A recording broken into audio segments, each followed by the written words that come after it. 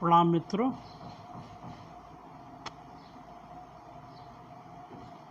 आज बात करते हैं ओशो की विरोधाभासी बातों पर।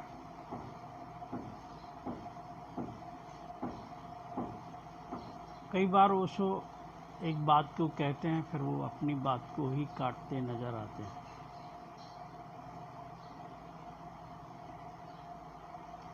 उसके पीछे कारण है।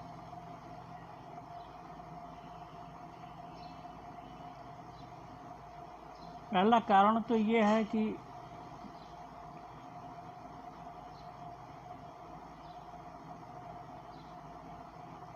ओशो उस परम की बात कह रहे हैं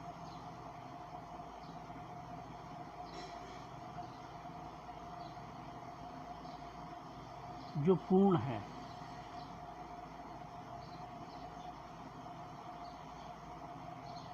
और पूर्ण को कहने के लिए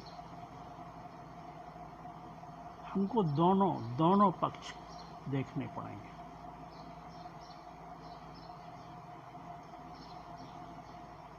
हमारी दृष्टि है क्या कि हम एक पक्ष को देखते हैं। बुद्धि से हमेशा हम चीज़ों को तोड़ देते हैं और तोड़ के देखते हैं, एनालिसिस करते हैं उसका। जबकि पूर्ण जो है उसको जानने के लिए हमें पूरा ही देखना पड़ेगा, उसको सभी आयामों में देखना पड़ेगा।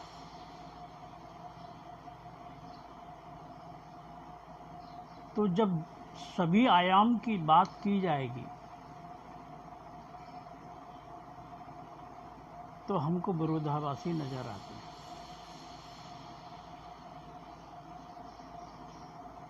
जब वो दिन की बात कहेंगे तो रात को भी साथ में लेना पड़ेगा। जब वो प्रकाश की बात करेंगे तो अंधकार को भी लेना पड़ेगा।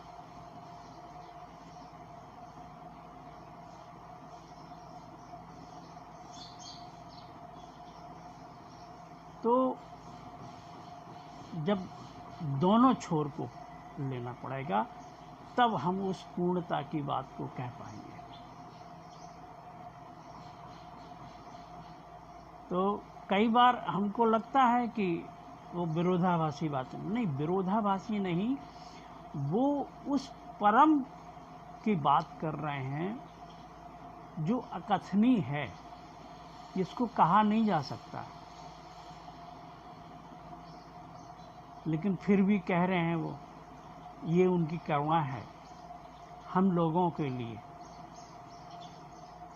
कि कह रहे हैं वो हम लोगों के लिए, बोल रहे हैं हम लोगों के लिए, कि हम लोगों के समझ में आ सके उसकी थोड़ी बहुत बात। क्योंकि हम लोग तो शब्दों को ही जानते हैं, वो तो निशब्द है, शब्दातीत है, कालातीत है। उस परम को जानने के लिए हमको इस सब के पार जाना पड़ेगा।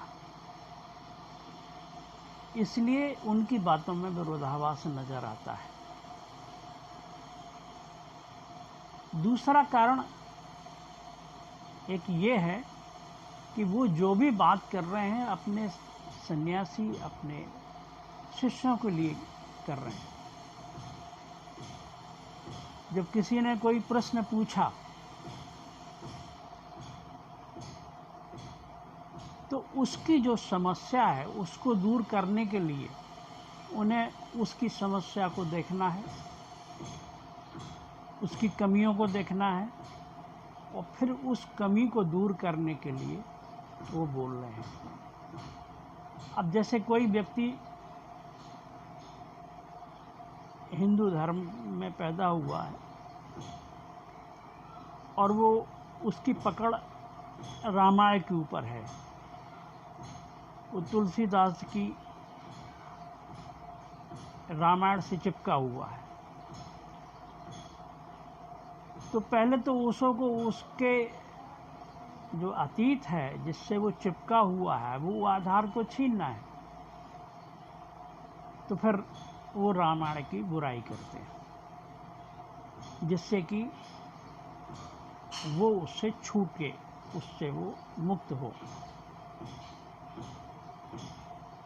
फिर जब वो मुक्त हो जाता है और आगे बढ़ जाता है, तो फिर वो उसी रामायण की तारीफ भी कर देते हैं।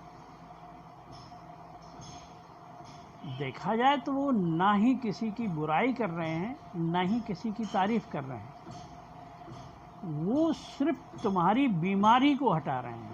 तुम्हारे अंदर जो बीमारी है किसी चीज़ की से चिपके रहने की, किसी चीज़ से को आधार बनाने की, उससे वो मुक्त कराना चाह रहे हैं। और उससे मुक्त कराने के लिए उन्हें ऐसा करना पड़ रहा है। वो ना ही किसी के, जब देखते हैं कि वो बाइबल से चिपका हुआ, तो फिर वो बाइबल की बुराई कर रहे हैं, फिर बाइबल की कहीं तारीफ भी कर रहे हैं।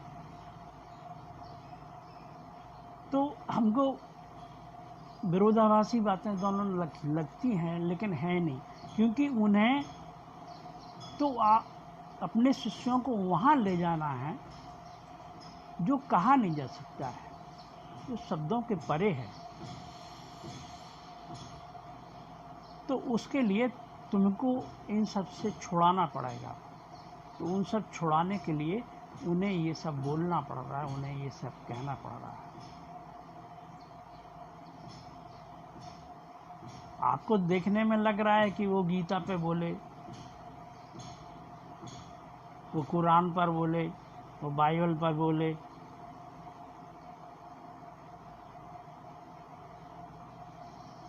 वो एक ओंकार सतनाम नानक पर बोले, कबीर पर बोले, मीरा पर बोले, दादू पर बोले। आपको लग रहा है कि ये तो इसलिए तुम्हारे लिए कारण से बोलना पड़ा उनको कि तुम इन सब से चिपके हुए हो, तुम इन सब से जुड़े हुए हो।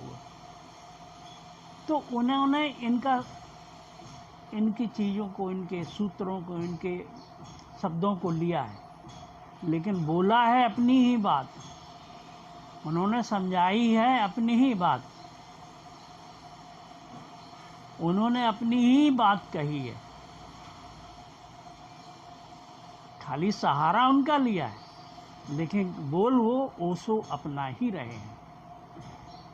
अपना बोल रहे हैं यानी कि आपका बोल रहे हैं, यानी आपके अंदर का बोल रहे हैं, यानी कि आपकी चेतना का बोल रहे हैं, आपकी जो वास्तविकता है, चेतना है, वो बोल रहे हैं। इसलिए आपको लगता है ये सही बोल रहे हैं, इसलिए आपको लगता है ये हमारी ही बात कह रहे हैं। और ये सत्य भी है, जो सनातन है, सत्य है, हमेशा जो सत्य है, जो कभी नहीं बदलने वाला है, वो बोल रहे हैं। और वो हर एक के अंतरात्मा की बात है, वो हर एक का अपना ज्ञान है। तो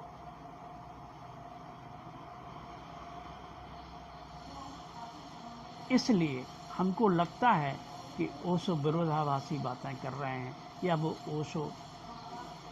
ओशो किसी पे नहीं बोल रहे हैं, वो अपनी ही बात कह रहे हैं। और वो कह इसलिए रहे हैं, उन्हें बोलना इसलिए पड़ा कि उनकी करुणा है हम लोगों के प्रति, उनकी अनुकंपा है ये हम लोगों को। उन्होंने अपने शब्दों में उनको पिरोया है, अपने शब्दों में उनको बोला है, लेकिन वो इशारा है उनका उस परम के लिए है। हमेशा उस परम से कैसे आपको मिलाया जाए, कैसे आपको परिचित कराया जाए, कैसे आपको मौन में ले जा सकें, आप शब्दों को छोड़ सकें और उस मौन को समझ सकें। मौन की भाषा हम जानते नहीं हैं, इसलिए मौन को बोला नहीं जा सकता है, कहा नहीं जा सकता है। वो तो ऐसे सद्गुरु के पास बैठ कर के उसकी ज्योति से ज्योति हमारी जलने लगे, मिल जाए, तो ही हम उसको समझ पाएंगे। इसलिए उन्होंने बुद्धा क्षेत्र की बात कही है, बुद्धा फील्ड की बात कही है, उन्होंने मौन में बैठने की बातें कही हैं, अपने सन्यासियों के पास बैठ कर के वो मौन में अपनी बातें कहा करते थे। तो इसलिए हमको लगता है कि विरोधाभासी हैं, वो हैं नहीं, वो ना किसी के पक्ष में हैं, ना ही किसी के विपक्ष में हैं। वो शून्य की बात कर रहे हैं। आपने मेरी बातों को इतने ध्यान से, आनंद से सुना। आपके अंदर बैठे परमात्मा को मेरे प्रणाम स्वीकार हों। हरि ओम तत्सत।